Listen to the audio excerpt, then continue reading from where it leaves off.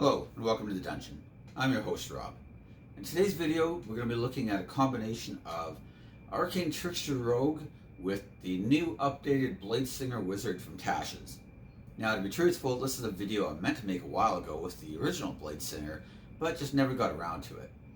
And I think that the changes in Bladesinger definitely make it better in some ways but worse in others. So we will take a look at it. However, I do think it's more interesting now. Before it was more just like a couple level dip. Now it's more like an actual multi-class. And I think that there's a lot of potential for this. The two classes synergize very well together. Your Arcane Trickster is already giving you some spells, even though they're quite limited. But by adding the Bladesinger, you now have access to a lot better range of spells. Because that's one problem with the Arcane Trickster. Much like the Eldritch Knight, the majority of your spells are limited to just a couple schools of magic, and well, there's nothing wrong with that per se. The fact that you have a bunch of Bladesinger levels and you can take those spells from any of the different wizard schools is just a much stronger option, obviously. You also have a lot of nice mobility and defense from both classes. Obviously, Blade Song increasing your movement and your armor class is really nice.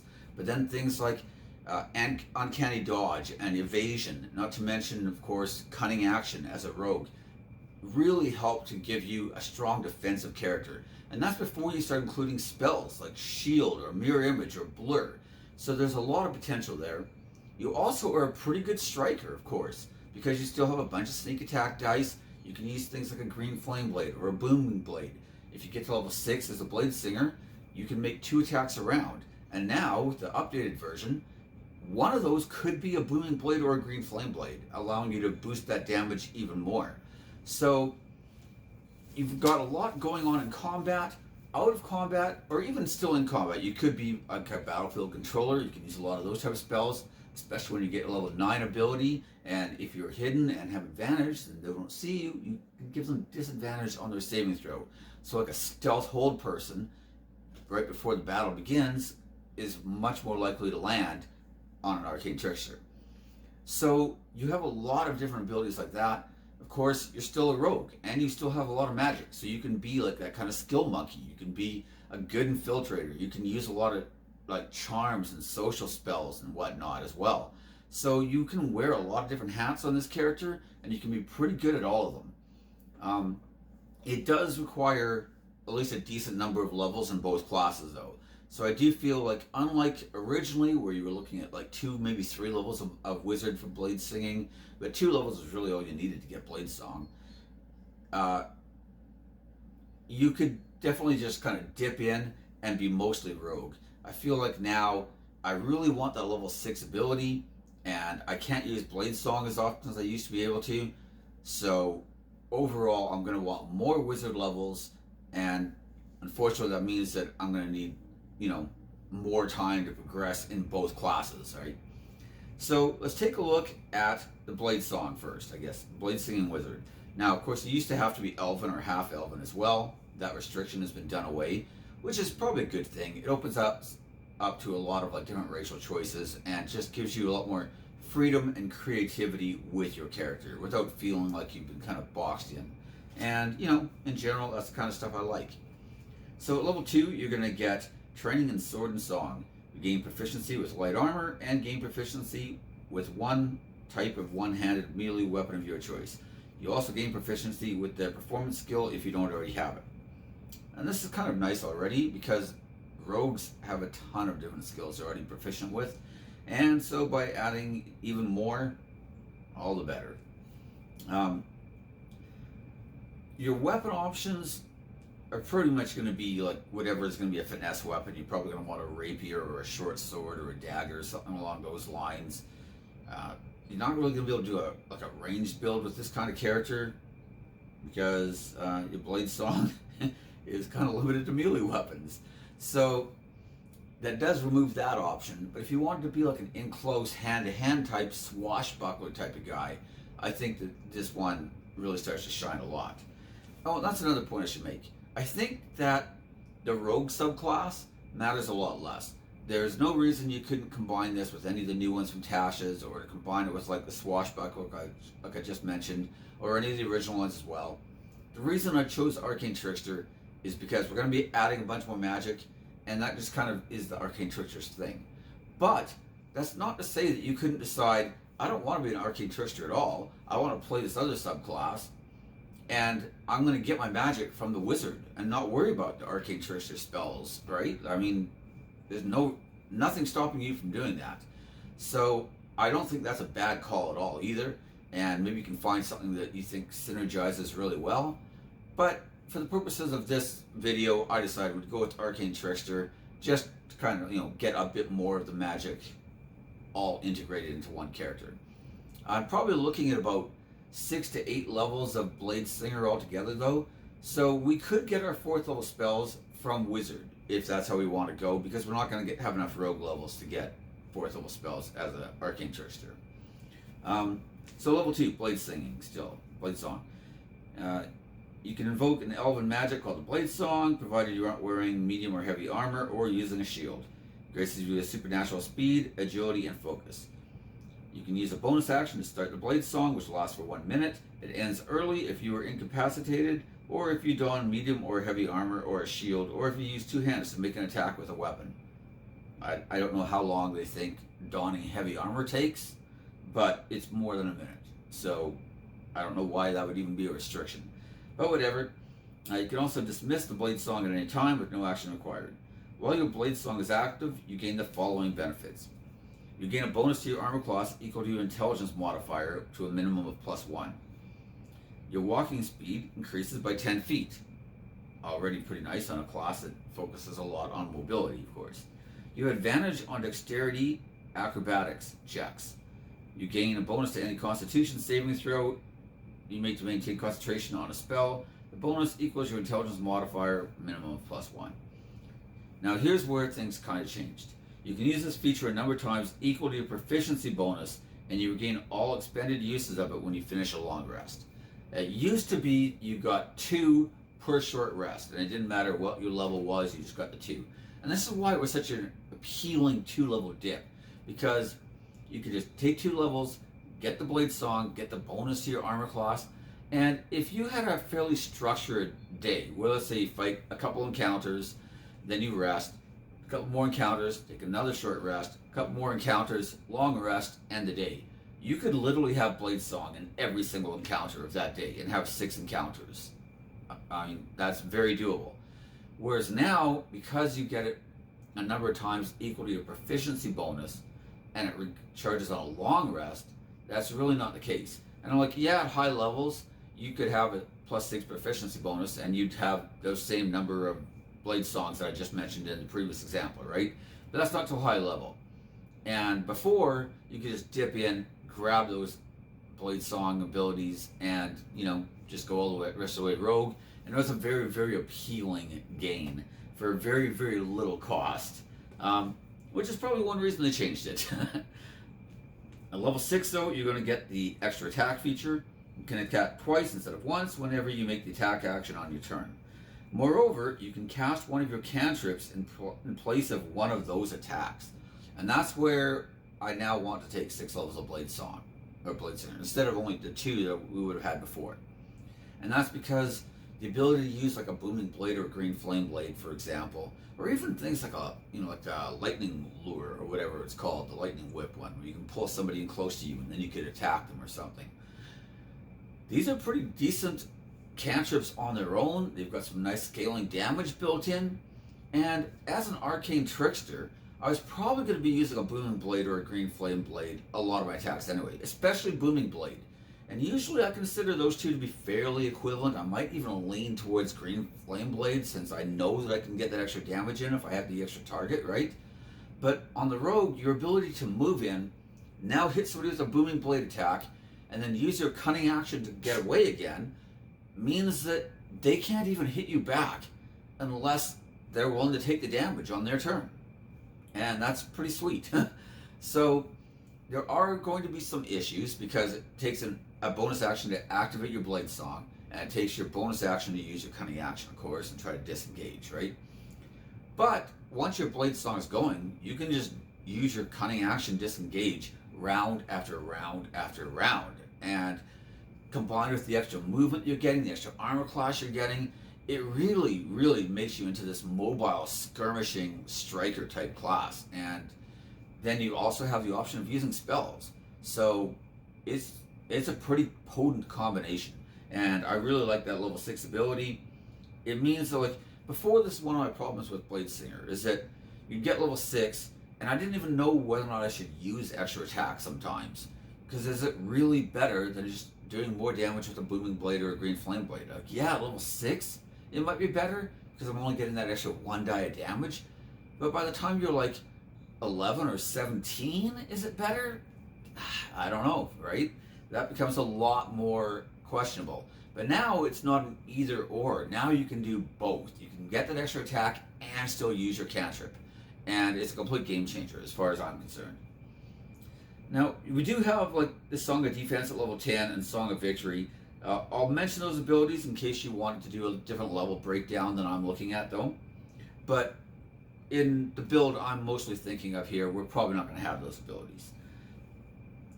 So at level 10, whenever you take damage, you can use your reaction to expend 1 spell slot and reduce that damage to you by an amount equal to 5 times the spell slot's level. So that is really good. I know some people are like, oh, why wouldn't you just use shield? But shield's not going to save you from a critical hit. So if you decide, hey, I'm going to use like a 3rd level spell slot, I could counter out 15 of that damage, or a 5th level spell slot if you were just a straight Bladesinger or whatever, right? And counter out like 25 damage. That starts to help a lot. But I don't know that it's necessarily the game-changing ability as well. I think that having things like Mirror Image and Blur and my Blade Song with the high armor class, things like Uncanny Dodge and Evasion, I find that overall, I think we're going to have enough defense that we really don't even need this ability at all. Level 14, Song of Victory. You can add your Intelligence modifier at minimum of +1 to the damage of your melee weapon attacks while your Blade Song is active. This is a pretty decent ability, but by the time you're 14th level, you have so many good spell options that you could be using. I mean, you could be using something like a Crown of Stars and using that for extra damage instead of just adding your intelligence bonus to a couple weapon attacks. You could be using things like Force Cage and just not even bothering with damage and just winning the fight, essentially, straight up right there, instead of, an extra 5 or 10 damage on the round. It's pretty hard to argue that I'm really going to be using... I mean, that ability is really good if I'm in a fight where I don't need to use a high-level spell. But if I'm in a fight where I don't need to use high-level spells, then we were probably going to win that fight anyway. So, unlike, say, someone like the Warlock, where I have very limited number of spells that I can use in any one given encounter, and therefore adding my charisma bonus is actually kind of a big deal because I might be hitting a lot more often. I just don't have the spells that I can afford to be using them constantly, right? The Wizard, you don't really have that restriction. You've got way more spell options, and also the Wizard's getting it 2 levels later than your Pact of the Blade Warlock was getting Life Drinker. So there's that as well. But overall, it's not that it's a bad ability. It's fine, right? Because it is stacking with your like Booming Blade damage and your Green Flame Blade damage, or any of your other damage that you're doing with your melee attacks, right? But if you went straight Bladesinger, you'd have just so many great spells at that point that you could be using that I find it starts getting like really questionable if I'm even going to be using my sword a lot to attack with. That's just all a weird diversion there. Forget about that part. But it's the truth, and we all know it, unfortunately. That's also another reason, though, why I'm not really incentivized to play the Bladesinger to that high level. If I was going to play a Bladesinger, I would just play a straight-up Bladesinger, probably. So that's not really the purpose of this video. As far as the Arcane Trickster goes, at level 3, when you get your subclass, of course, you're going to get the Mage Hand Legerdemain. That's where you can make your Mage Hand invisible, and you can perform the following additional tasks with it. You can stow one object the hand is holding in a container worn or carried by another creature. You can retrieve an object in a container worn or carried by another creature.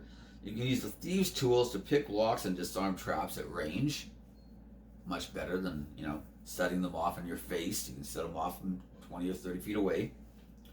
You can perform one of these tasks without being noticed by a creature if you succeed on a dexterity sleight of hand check, contested by the creature's wisdom perception check. And in addition, you can use the bonus action granted by your cunning action to control the hand. So, nice little option there. But really the big abilities here are your level 9 ability, Magical Ambush, and Versatile Trickster if we have 13 levels of Rogue, which we wouldn't be getting till really high level at this point. But Magical Ambush is pretty good.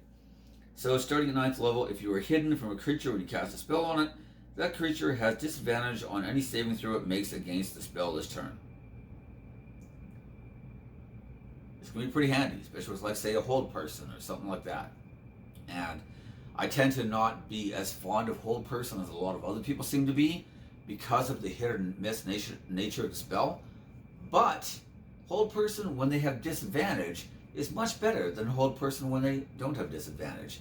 So it makes that spell, which is already a decent spell, but it makes it just that much better. And of course, if you're able to upcast it, it becomes even better still, right? But, Versatile Trickster, 13. You gain the ability to distract targets with your mage hand. As a bonus action on your turn, you can designate a creature within 5 feet of the special hand created by the spell. Doing so gives you advantage on the attack rolls against the creature until the end of the turn.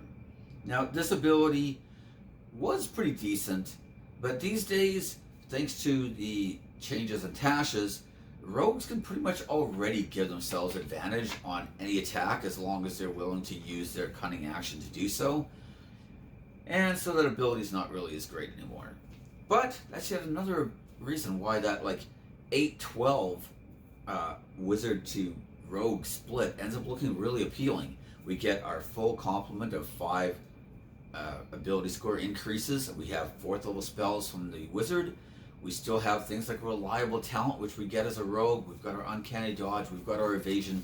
We've got a lot of those really solid abilities.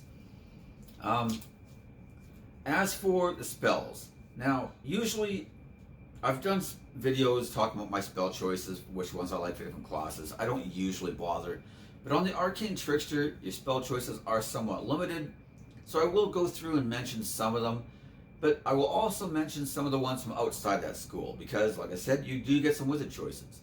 So in general, I think things like Tasha's Hideous Laughter, especially combined with Magical Ambush, is a really solid choice. Very nice disable, only 1st level spell slot. It's pretty decent. Of course, you also have things like Shield, Fog Cloud, and of course Find Familiar. And none of those come from your usual schools, but you can pick them all up with your, either with your extra choice or with your wizard levels. Level 2, like I said, Hold Person, again, as a Magical Ambush is quite nice. But also Invisibility, helping us out in that sneaking type role a bit. Mirror Image, I would also say Blur, because we do get the bonus to our concentration saves when we're blade singing. But in general, the fact that I don't need to use my concentration on Mirror Image makes Mirror Image the better choice, I think, overall. But both are good. I wouldn't take both. I'd pick whichever one I want. I think that Shadow Blade becomes a very, very nice option. And Web is pretty good as well, because, you've got advantage on a lot of your stuff. You probably have a high dex, and you don't need to sneak attack when somebody's held in a web. You can just stab them in the face. Granted, you might get caught in your own web, so be careful. Level 3, Fear and Hypnotic Pattern. Obviously, some of the best crowd control type effects and spells that we have at that level. I like the new Spirit Shroud spell from Tasha's. Again, kind of similar to like a Hunter's Mark or a Hex, but even more damage, and it applies to us, so we don't have to use our bonus action and move it around. However, it does have way less duration. We can't really upcast it the way we could the other one to increase the duration. We just increase the damage. But still, pretty nice spell, definitely worth considering. I like Major Image if I'm going to be using like the illusion, stealth type things, having a distraction or being able to create a diversion for myself so that I can sneak in somewhere is pretty nice. Obviously, spells like Counterspell I mean, how do you go wrong with Counterspell? And then you've got things like Fireball if you want some AoE damage. I'm not a biggest fan of Fireball. As we start to get to higher levels, the damage isn't really scaling as well. But we don't have a lot of AoE options on a rogue, and honestly in this character we're mostly looking to do a lot of sneak attack plus cantrip damage, and we're mostly like a single target kind of guy with a lot of crowd control type options on the side. So I would personally use things like a Hypnotic Pattern or a Fear over a Fireball, especially as we get to higher levels. But, Fireball's still a good spell, it's worth mentioning. A lot of people would just rather blow stuff up, and to you, nothing wrong with that. Fly and Haste are obviously great choices as well here, so always worth mentioning. I love 4 spells. I like Greater Invisibility a lot. I like Dimension Door. I like Evard's Black Tentacles, again for some more of that control type ability. And of course Polymorph. I mean, Polymorph's not as powerful at high levels either as it is at lower levels, especially because using it as a buff isn't as strong. But if you're using it to try to like magical ambush somebody and turn them into a snail, for example, then Polymorph remains very, very good. So I think that especially as a magical ambush, Polymorph is a primo choice at level 4. And again, you're going to be making these choices from your wizards, not from your Arcane Trickster, I also wanted to mention that Tasha's has a ton of new summon spells, and there's no reason you couldn't pick up some of those as well, right? You're probably not going to have the spell slots to upscale them a lot, but if you went like pure Arcane Trickster, you wouldn't have had higher level spell slots anyway, so no loss there, in my opinion. We are trading some of our sneak attack damage for the extra attack, which is essentially our cantrip, right? That's how I want to look at it. Is I'm not competing necessarily with the Bladesinger wizard. This is more I'm competing with playing an Arcane Trickster, and we're just adding the Blade Song to give us the extra armor class, the extra, maneuverability, the extra bonus to our concentration saving throws, and to widen our spell choices a lot more. And I think that when we look at it in that light, adding the extra attack, the extra cantrip damage on top of it, the wider spell selection, and eventually ending up with 4th level spells, just like we would have had if we'd gone pure Arcane Trickster, I think it makes it a pretty compelling argument to add in the Bladesinger. I mean, one could even take this further and add in a few levels of the Artificer. There we go, that's the word I was looking for. Because you could potentially be using intelligence to make all of your weapon attacks with, instead of having to have intelligence for your spells and dexterity for your weapon attacks. You could go that route as well, which, it's kind of like adding that 1 level Hex Blade to, like Cleric, to Paladin or to Bard or something along those lines, right? It does start getting a little more complicated when you have 3 classes, but it's definitely worth mentioning. I figured I'd at least throw it out there because, being able to just use 1 stat for everything is really, really good. But you're not going to be like down a bunch of ability score increases. You're not going to have the bonus one that rogues would get if you'd gone all the way as an Arcane Trickster. But you will still have the 5 if you go like 8 and 12, right? So that puts you on par with everybody else in the game basically, except for rogues and fighters, And I feel that if you have dexterity and we have, I'm going to probably max my dex first because I am looking to be more of a melee guy, but I'm probably going to max my int next.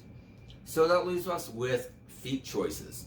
And they are going to be pretty limited because I don't know, like, if my campaign doesn't go all the way to 20, I'm not even going to have another feat choice, right? And in general, I feel like my feat choices are going to be somewhat constrained because if I don't take the Artificer levels, then I don't need it, but I want to have a max dex, and I'm probably going to want to max my intelligence as well. I think that the intelligence isn't quite as important because we can use the magical ambush to try to help us land some of those spells, but just the higher we make your spell save DC, the better it's going to be, right? So maxing both of those isn't a bad call either. But I do think that if we still go with elf or half elf, things like Elven Accuracy might not be bad if you're using, you could use your bonus action to initiate your Blade Song. but then after that you might be using it a lot to give yourself advantage on the attack. Maybe we're not disengaging as much, right? That could be one route. I think that the mobility feat, not really needed if we have the cunning action, but we might want something like a spell sniper. I mean, I probably personally wouldn't, but again, it is an option. Things like warcaster aren't a bad choice. We might, want to take something like skilled if we want to go heavier on the skill monkey type side. So I do think there's a lot of different options, but none of them really like scream or speak out to me that strongly. And I'm probably just going to worry more about maxing out my dex and my intelligence. I do think now that we have Tasha's, and now that you don't have to be elf or half elf, that really helps a lot. I think our racial choices have really opened up a lot. So, that's probably a good thing overall, I guess.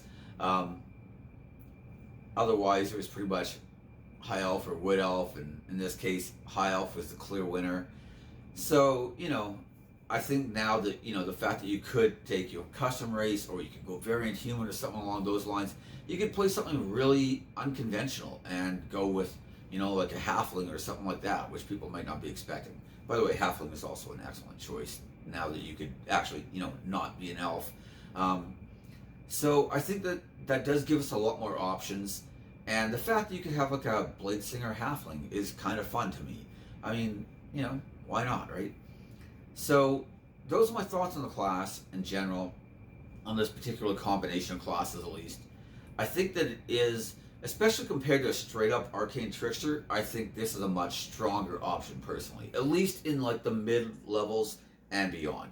If you're in a short campaign, like your campaign's only going to go to 5 or 6 levels, you think, then hard to say, because you're really just going to either be getting your good rogue abilities by then, or just getting your wizard abilities by then, and you're not really going to have a chance to like let the class really kind of like grow and develop into what it's supposed to be. But if you're going to be, getting to at least level 12 or 13 or beyond, then I think that this really starts to shine a lot more. If I was only in a low level campaign, I would probably just go straight Arcane Trickster, pick up like Booming Blade, Green Flame Blade, call it a day essentially. You don't necessarily need both. If I had to pick only one on the rogue, it would definitely be the Booming Blade, because like I said, you can, Booming Blade a guy, disengage, get away from him, and now if he wants to chase you, he has to take extra damage. But there are a lot of situations where you don't know that that's going to happen necessarily. Like maybe he's already engaged with your Sentinel using Battle Master, who's just going to lock him down in place if he tries to come after you anyway, And the fact that you can guarantee the Green Flame Blade, I was like, oh, there's another guy near me? Well, then I know it's safe to Green Flame Blade. Now, I for sure will get that extra damage in on that target.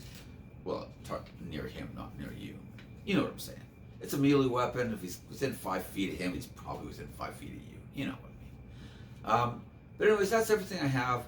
Feel free to like, subscribe, comment, ring the bell, all the usual YouTube stuff.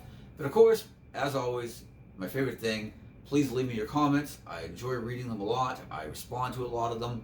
And I like just seeing people's discussion and different ideas that people throw out, or hey, how would you build this, or how would you do that, or other people in the comment are like, the comment section will be like, hey, I did this and it was amazing. You should cover that in your video. And I'm like, ah, darn it, that was a good idea. Why didn't I think of that? But hey, I mean, that's part of the fun of it. And I think that often we learn as much from reading other people's experiences as we do from watching my entire video, which, by the way, is not permission to skip the video and just read the comment section. Just saying though, don't skip the comment section either. That's what we're saying here. All right. So anyways, that's everything. I'll see you next time. Bye.